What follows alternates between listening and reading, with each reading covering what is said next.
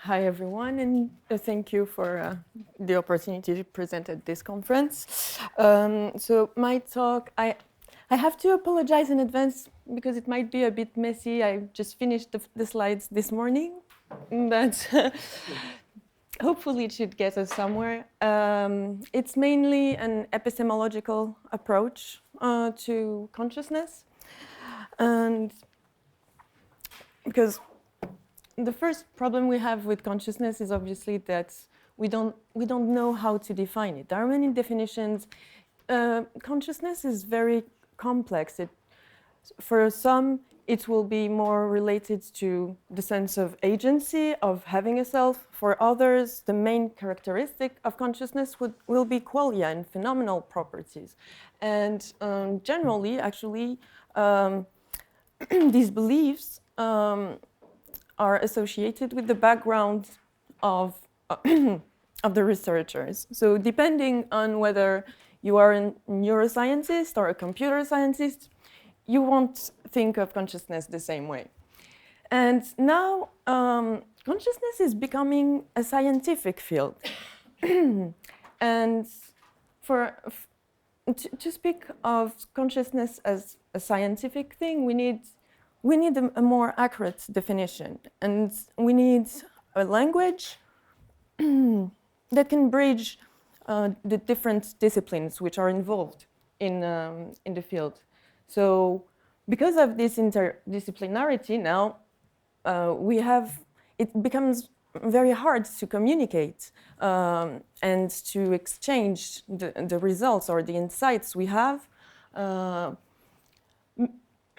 We also face this problem of having redundant terminologies. So people will be talking about the same thing on consciousness, but they will be using different words because they will be using the words that come from their own discipline. And obviously, the main problem we have is that, okay, if we want to study consciousness as a science, then what's the aim of that study? For some people, it will be, can we someday upload our minds in computers, for instance?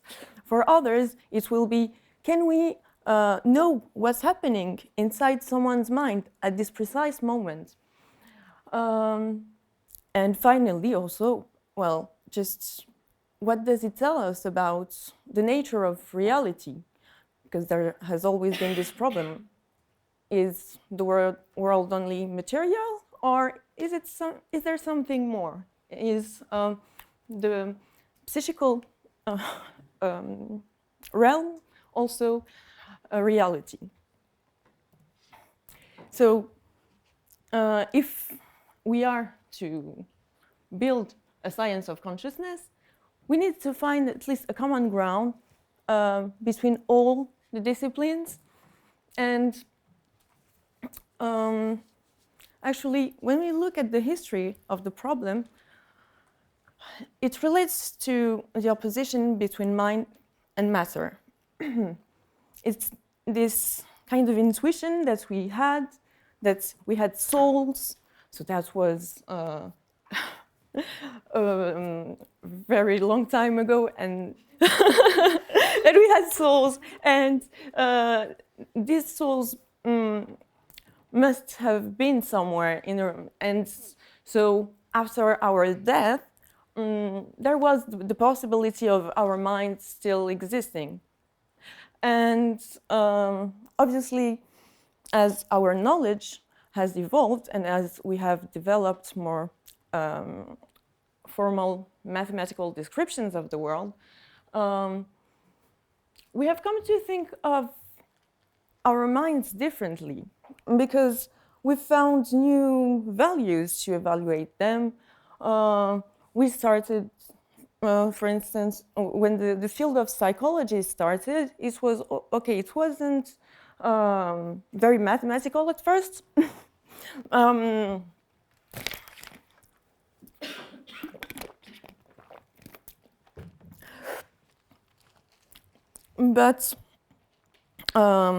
But it became progressively mathematical, and through statistics, we've generated personality types and yeah, demographic statistics, and allowing us to compare individuals or predict how their minds would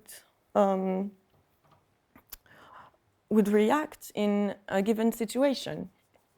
And this has led, for instance, to behaviorism. And at the same time, our mathematical descriptions were evolving too. But with these mathematical descriptions, what we've been doing is always just pushing a bit away this psychical realm, and we can find signatures, but we can find signatures we can read in EEG signals. Now we also look at quantum mechanics to explain how it gives rise to subjective experience. But we are still faced with this problem that it's supposed, we want to have a mathematical description, but we don't exactly know where it's supposed to lead us. And so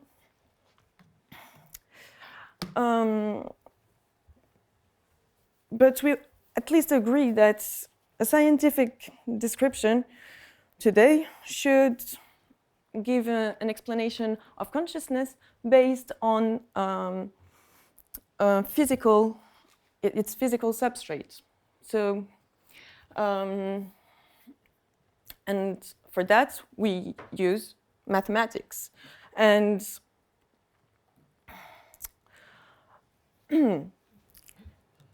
so, like I was saying before, we come from, in this community of science of consciousness, we come from very different backgrounds, but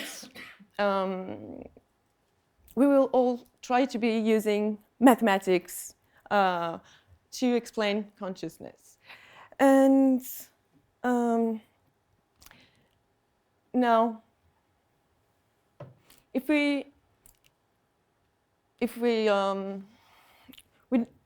so mathematics provide a formal language to share information accurately and also to build these predictive descriptions of the world. So we know that it works if we can get a measure of something and then check that it was true. So that's how we proceed. And we use this language, which will be basically composed of symbols and then rules applied to these symbols, which will make its syntax. And then we have the meaning, which comes out of a successful combination of the alphabet with the syntax.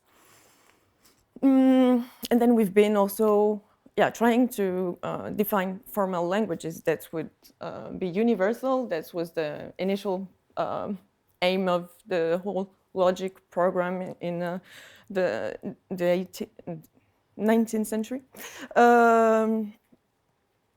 And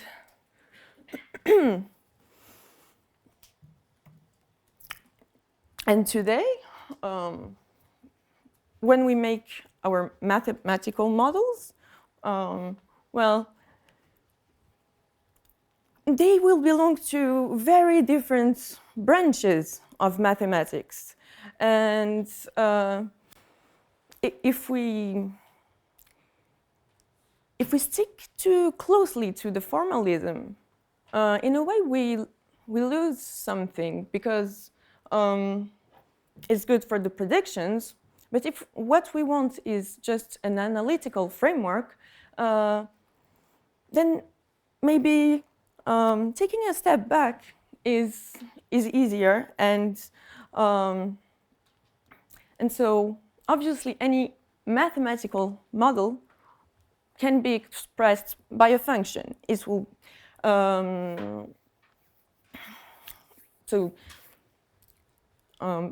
why I mean, if it's not obvious, why? Simply because we have our mathematical rules, which we can express by an algorithm. It's a step-by-step procedure, and we will have an input, which is fed, which is a variable.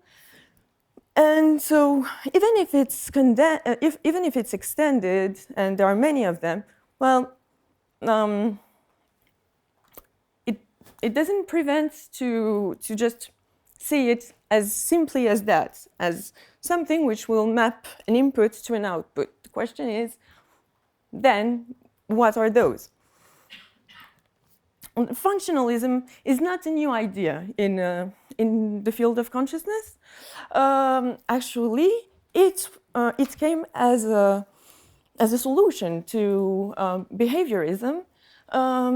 That's historically, it goes with the development of artificial intelligence.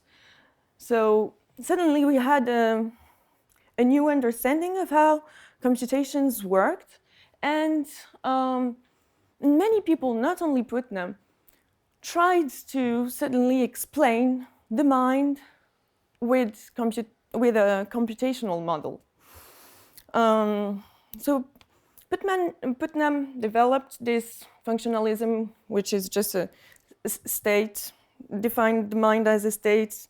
It has its inputs and it will go to another state. So, but many problems arose very quickly. So first of all, in the 80s, and that's when in consciousness studies, we started really paying more attention to phenomenology. And then after the 90s, then qualia became something that was very widespread, and now it is a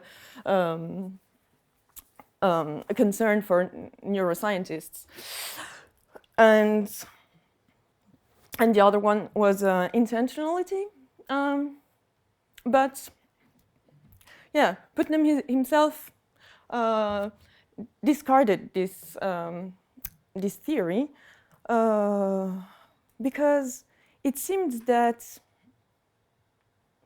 something was clearly missing. The output wouldn't be phenomenal, and they were only lookup tables, so we didn't have the intentionality.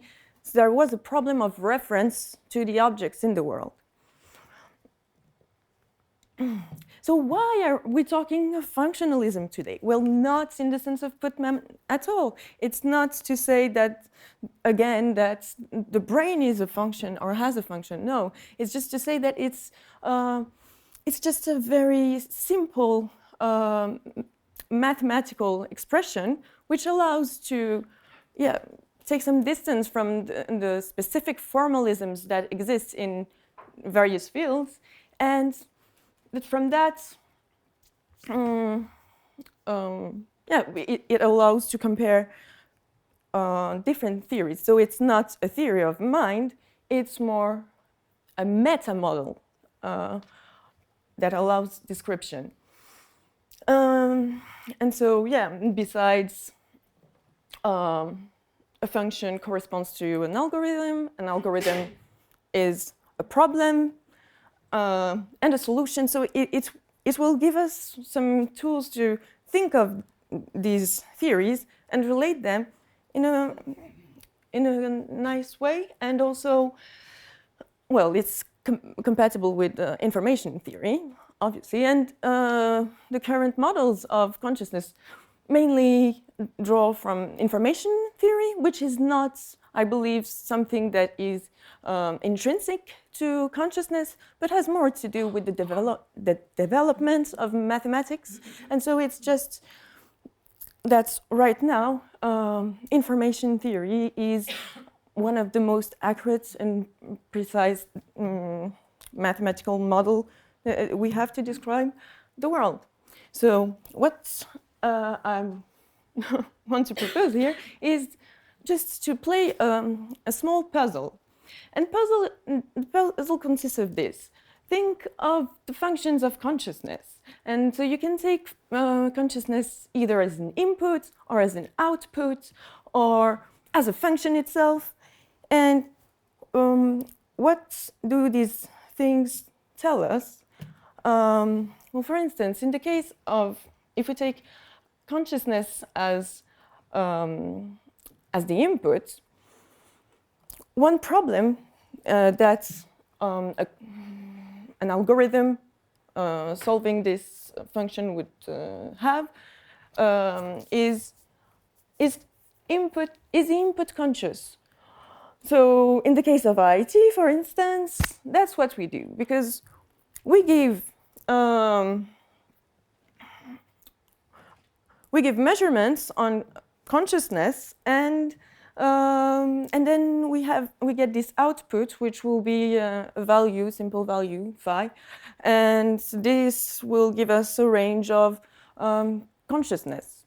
But we could also imagine just a binary function, and then it would only answer yes or no. In the case of consciousness as the output, well, it seems that we fall again in the brain software analogy, and that we want from physical data to output a conscious state. So that would be what Putnam did. And if we take, but yeah, the problem is that it actually seems to be the same as taking consciousness itself as a function. Because, and probably even more accurate, because in this case, in the case of consciousness being the output, what's the output space? Whereas when you take consciousness itself out of the system, then you apply the set of physical data to whatever consciousness is as a process, and then it outputs something in the mind space. And yeah, I'd rather speak of mind space than qualia space, because there are more things about minds than just more properties, than just their phenomenal properties. So in this case, we consider that consciousness is the interface between mind and body. And yeah, most contemporary theories seem to fall under that scope. And yeah, finally, maybe what we want is not a function. Maybe what we want is instead an equation that would allow us to just relate physical data to mental data. So what I wanted to say is that just by thinking of any theory on consciousness as a function, it allows just to quickly make the difference between what will be the input and what will be the output. And so you have to think of what spaces you are using, and then you get a lot of insights also on their size, what is computable or not, and so also you see what you are leaving out of your model. And actually, it's if I had more time, I would have used this on different models. That was originally the plan, but didn't get the chance. And yes, and it's just a frame to approach and compare these theories. Maybe next time, maybe at the next conference. And so, yeah, in the end, we have these fundamental questions of how does mind relate to matter, and is the brain a computer, or is it an information processing system? And at least with the functional approach, will we just accurately define input and output, and it gives us then what's the link between the two. And although Chalmers and Dennett seemed to be in a disagreement for a while. Lately, if you read their latest papers, they kind of seem to agree on where we're going now. Where we're going is more, what's the meta model of consciousness?